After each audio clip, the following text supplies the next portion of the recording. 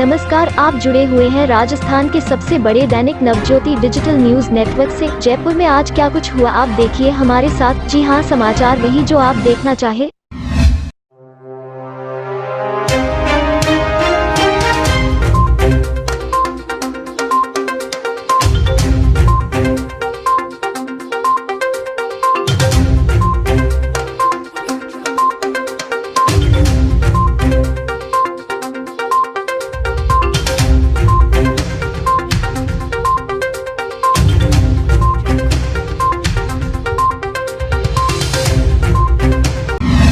मुख्यमंत्री अशोक गहलोत ने पूर्व प्रधानमंत्री स्वर्गीय राजीव गांधी की 76वीं जयंती के अवसर पर गुरुवार को प्रदेश के 213 निकायों में इंदिरा रसोई योजना की शुरुआत की। मुख्यमंत्री निवास से वीडियो कॉन्फ्रेंस के जरिए योजना की लॉन्चिंग करते हुए मुख्यमंत्री ने विभिन्न जिले से जुड़ी रसोई संचालन करने वाली संस्थाओं से कहा कि आप लोगों को इस मुहिम में जुड़ने के लिए बहुत धन्यवाद, लेकिन मेरी एक विनती है कि योजना में उपलब्ध करवाए जाने वाले खाने की गुणवत्ता का पूरा ध्यान रखा जाए। साथ ही साफ सफाई का भी ध्यान रखें ताकि लोगों को एक स्वच्छ वातावरण में भोजन मिले। यह जिम्मेदारी संस्थान को निभानी होगी। मुख्यमंत्री ने योजना के शुभारंभ के अवसर पर योजना की माउंटेन को लेकर तैयार किए गए वेब पोर्टल का भी शुभारंभ किया। इस दौरान स्वायत्त शासन विभाग के शासन सचिव भवानी सिंह देथा ने इस पोर्टल के बारे में मुख्यमंत्री को बारीकी से जानकारी दी। प्रदेश की 129 स्थानीय निकायों के बोर्ड का कार्यकाल खत्म हो गया है।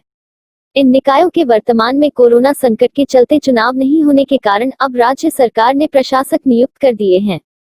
स्वायत्त शासन विभाग के निदेशक एवं विशिष्ट सचिव दीपक नंदी की ओर से इस संबंध में आदेश जारी कर दिए गए हैं। विभाग की ओर से जारी आदेशानुसार विभिन्न जिलों की इन 129 निकायों के आयुक्त व अधिशासी अधिकारी को ही प्राधिकारी व प्रशासक पद की जिम्मेदारी दी गई है। यह अधिकारी इन निकायों के आगामी बोर्ड के गठन होने तक प्राधिकारी एवं प्रशासक के तौर पर कार्य करते रहेंगे। इन 129 निकायों के चुनाव फिलहाल 20 अक्टूबर 2020 तक स्थगित कर दिए गए हैं। यह अधिकारी नगरपालिका कानून के तहत नीच शक्तियों का प्रयोग करते हुए संबंधित ने कहा कि कार्यों को अमलीजामा पहना सकेंगे। चिकित्सा एवं स्वास्थ्य मंत्री डॉक्टर रघु शर्मा ने बताया कि प्रदेश में कोरोना से होने वाली मृत्युदर में निरंतर कमी आ रही है। वर्तमान में मृत्युदर 1.3% रह गई है। उन्होंने कहा कि सरकार का संकल्प मृत्युदर को 0 पर लाने और रिकवरी रेशो बढ़ाने पर है। रघु शर्मा ने कहा कि कोविड के दौरान किसी भी प्रकार की जनहानि रोकना और उन्हें स्वस्थ बनाए रखने के लिए सरकार प्रतिबद्ध है। इसी कड़ी में आमजन के साथ राज्य के बीमार व्यक्ति, बच्चे, बुजुर्ग और गर्भवती महिलाओं को कोरोना से बचाने के लिए उनकी विशेष स्क्रीनिंग कर रेफरल व्यवस्था को और अधिक मजबूत किया जा रहा है। चिकित्सा मंत्री ने बताया कि प्रदेश में निशुल्क दवा योजना का लाभ ज्यादा से ज्यादा लोगों को मिल सके, इसके लिए मोबाइल वैनों के जरिए आमजन तक दवाएं पहुंचाई जा रही हैं। उन्होंने प्रदेशवासियों से अपील करते हुए कहा कि कोरोना को केवल सतर्कता और सावधानी से ही हराया जा सकता है। कांग्रेस के पूर्व अध्यक्ष राहुल गांधी ने अपने पिता पूर्व प्रधानमंत्री स्वर्गीय राजीव गांधी की जयंती के अवसर पर उनके स्मृति स्थल वीर भूमि पहुंचकर श्रद्धा सुमन अर्पित किए।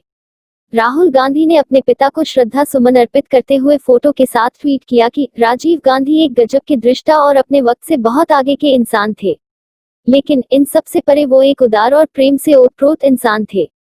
उन्होंने आगे लिखा कि मैं उन्हें अपने पिता के रूप में पाकर खुद को बहुत भाग्यशाली और गौरवान्वित महसूस करता हूँ। हम उन्हें आज और हर दिन याद करते हैं। देश के पूर्व प्रधानमंत्री और भारत रत्न स्वर्गीय राजीव गांधी की जयंती के मौके पर प्रदेश कांग्रेस मुख्यालय में पुष्पांजलि कार्यक्रम हुआ। पीसीसी चीफ गोविंद सिंह डोटासरा और पूर्व डिप्टी सचिन पायलट ने राजीव गांधी की प्रतिमा पर पुष्प अर्पित कर उन्हें याद किया। मुख्यमंत्री अशोक गहलोत के भी पीसीसी आने का कार्यक्रम था, लेकिन इंदिरा रसोई योजना के उद्घाटन कार्यक्रम के चलते उनका दौरा रद्द हो गया।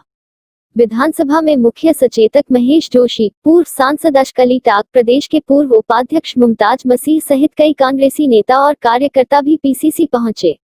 कांग्रेस की ओर से प्रदेश भर में जिला स्तर और ब्लॉक स्तर पर वृक्षारोपण और फल वितरण के कार्यक्रम आयोजित किए गए। पीसीसी मुख्यालय में पुष्पांजलि कार्यक्रम के बाद मीडिया से बात करते हुए पीसीसी चीफ गोविंद सिंह डोटासरा ने इंदिरा रसोई योजना पर दिए भाजपा के बयानों पर पलटवार किया। डोटासरा ने कहा कि भाजपा और भाजपा के नेताओं ने देश की जनता, युवाओं और गरीब मजदूरों का अपमान किया है। भाजपा अपमान करना छोड़ें।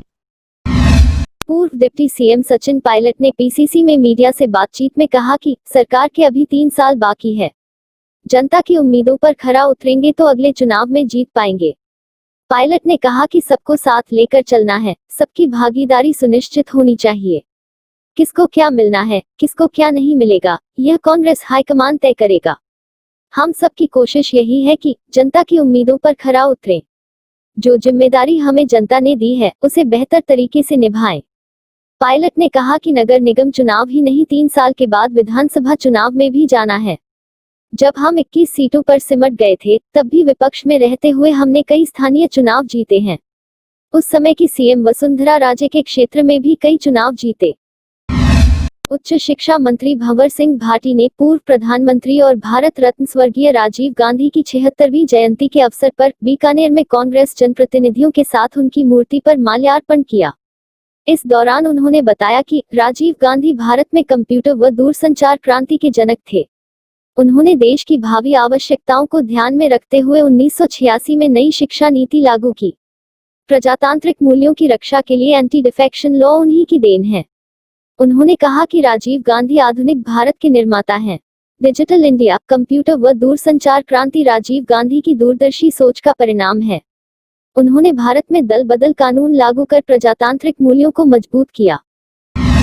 जलदाय एवं ऊर्जा मंत्री डॉक्टर बी.डी. कल्ला ने राष्ट्रीय सद्भावना दिवस पर पूर्व प्रधानमंत्री स्वर्गीय राजीव गांधी के सपनों को साकार करने के लिए सभी से गरीबों के उत्थान तथा अशिक्षा व असमानता को दूर करने का संकल्प लेने का आह्वान किया। उन्होंने कहा कि देश में एक सबके लिए और सब एक के लिए की भावना से एक दूसरे की मदद करने और सद्भावना का माहौल बनाए रखने में योगदान का दृढ़ निश्चय करना राजीव गांधी को हमारी सच्ची श्रद्धांजलि होगी। कल्ला ने राजीव गांधी जयंती के मौके पर जयपुर में जवाहर सर्किल पर आयोजित विशेष वृक्षारोपण अभियान के अवसर पर कही। वृक्षारोपण अभियान का शुभारंभ कल्ला ने बादाम का पौधा लगाकर किया। इस दौरान जवाहर सर्किल पर करीब 150 पौधे लगाए गए। जी का जन्म दिवस पूरा राष्ट्र आज सद्भावना दिवस के रूप में मना रहा है। कृतज्ञ राष्ट्र उनके कार्यों को याद करते हुए उन्होंने 18 वर्ष के नौजवानों को मतदान का अधिकार दिया। राजधानी जयपुर में एसीबी ने गुरुवार को बड़ी कार्रवाई करते हुए नगर निगम के घूसखोर एएन अंकुर मिश्रा को ट्रैप किया है। आरोपी एएन ने परिवादी से पट्टा जारी करने की एवज में 30,000 रुपए की घूस मांगी थी, जिसमें से 21,000 रुपए पहले ले चुका था और बाकी 9,000 रुपए गुरुवार को देना तय हुआ था। एसीबी टीम ने एएसपी पुष्पेंद्र राठौड़ के नेतृत्व में सीकर रोड स्थित खेतान हॉस्पिटल के सामने गली में ट्रैप कार्रवाई को अंजाम देते हुए आरोपी को रिश्वत लेते रंगे हाथों गिरफ्तार कर लिया। प्रदेश में कांस्टेबल भर्ती परीक्षा 2020 के लिए महानिदेशक पुलिस भूपेंद्र सिंह के आदेश पर बनी कमेटी की पुलिस मुख्यालय में बैठक हुई। 5 सदस्य कमेटी में vigilance ADG Biju George Joseph, ADG law and order Saurabh Srivastava, ADG भर्ती गोविंद गुप्ता, एडीजी आयोजन एवं कल्याण उत्कल रंजन साहू और एडीजी रूल्स हेमंत प्रियदर्शी मौजूद रहे। इस दौरान कमेटी ने बढ़ते कोरोना ग्राफ को लेकर चिंता जताई। कमेटी ने कहा कि अगर इसी तरीके से कोरोना का ग्राफ बढ़ता रहा तो कांस्टेबल भर्ती परीक्षा नहीं हो पाएगी। बैठक में सामने आया कि परीक्षा की तैयारी कराने के लिए कम से कम 2 माह का समय चाहिए। बता दें कि प्रदेश में पुलिस बेड़े में कांस्टेबल के 5,500 पदों के लिए भर्ती परीक्षा होनी है। इस भर्ती परीक्षा के लिए 17 लाख से अधिक अभ्यर्थियों ने आवेदन किए हैं। कांस्टेबल भर्ती परीक्षा में इन 5 एडीजी की अहम भूमिका रहेगी। परिवहन आयुक्त रवि जैन ने 20,221 के लिए राजस्व टारगेट निर्धारित कर इसके लिए आदेश जारी किया है। उन्होंने बताया कि 2020-21 के लिए 6,000 करोड़ का टारगेट रखा है। इसमें जयपुर आरटीओ को 1,200 करोड़ और जोधपुर आरटीओ को 589 करोड़ का टारगेट दिया है। वहीं अजमेर आरटीओ को 528 करोड़, उदयपुर आरटीओ को 548 करोड़, बीकानेर आरटीओ को 455 करोड़ का टारगेट दिया गया है। कोरोना हालातों में टारगेट पूरा करना परिवहन विभाग के लिए बड़ी चुनौती बन गई है। केंद्रीय शहरी विकास मंत्रालय की ओर से गुरुवार को स्वच्छ सर्वेक्षण 2020 के परिणाम घोषित किए गए। केंद्र सरकार के साफ सफाई को लेकर किए गए राष्ट्रीय स्तर के स्वच्छ सर्वेक्षण में राजधानी जयपुर को 28वीं रैंक मिली है, जो अब तक की सबसे अच्छी परफॉर्मेंस है। पिछले वर्ष जयपुर को 44वीं रैंक और उससे पहले 39वीं रैंक मिली थी। रैंकिंग की घोषणा करते हुए केंद्रीय आवास एवं शहरी कार्य मंत्री हरदीप सिंह पुरी ने कहा कि देश में स्वच्छता के प्रति जागरूकता में उल्लेखनीय सुधार हुआ है और स्वच्छ भारत अभियान का असर पूरे देश में दिखाई दे रहा है। आर्थिक तंगी से जूझ रहे जयपुर नगर निगम ने कोरोना संक्रमण में लगाए गए लॉकडाउन के बाद अब बकायादारों पर शिकंजा कसना शुरू कर दिया है। नगर निगम के राजस्व अधिकारी नवीन भारद्वाज ने बताया कि नगरीय विकास कर, लीज मनी सहित अन्य बकायेदारों को बकाया जमा कराने के लिए नोटिस जारी किए जा रहे हैं। उन्होंने बताया कि राज्य सरकार की ओर से 30 सितंबर तक ब्याज एवं पेनल्टी में छूट दे रखी है। ऐसे में बकायादार बकाया राशि का भुगतान कर इस छूट का लाभ ले सकते हैं। नोटिस के बाद भी बकाया जमा नहीं कराने वालों पर कार्रवाई की जा रही है। राजधानी में बुधवार को भी नगरीय विकास कर जमा नहीं कराने पर हवा महल जोन पश्चिम में 11 दुकानों को कुर्क किया गया था। भारद्वाज ने बताया कि समय पर भुगतान नहीं करने की स्थिति में बकायादारों की संपत्ति कुर्क करने की कार्रवाई आगे भी जारी रहेगी। लॉकडाउन की अवधि में 750 ट्रेनें जयपुर मंडल से गुजरी। इनमें से 403 यात्री गाड़ियां थीं, जिनमें आवश्यक खानपान, पानी एवं अन्य आवश्यक सामग्रियों को उपलब्ध कराया गया। उत्तर पश्चिम रेलवे जयपुर मंडल की रेल प्रबंधक मंजूषा जैन ने बताया कि जयपुर मंडल ने 64 श्रमिक स्पेशल ट्रेनों से लगभग 1 लाख श्रमिकों को अपने गंतव्य स्थान पर पहुंचाया। लॉकडाउन अवधि के दौरान संरक्षा, परिचालन एवं मोबिलिटी में बढ़ोतरी करने के लिए आधारभूत ढांचा तैयार करने के कई कार्य किए गए। यात्री गाड़ियों के नहीं चलने के कारण पटरियों पर कार्य करने के मिले समय को उचित तरीके से पटरियां, पुलों इत्यादि के मरम्मत के कार्य करने में उपयोग किया गया।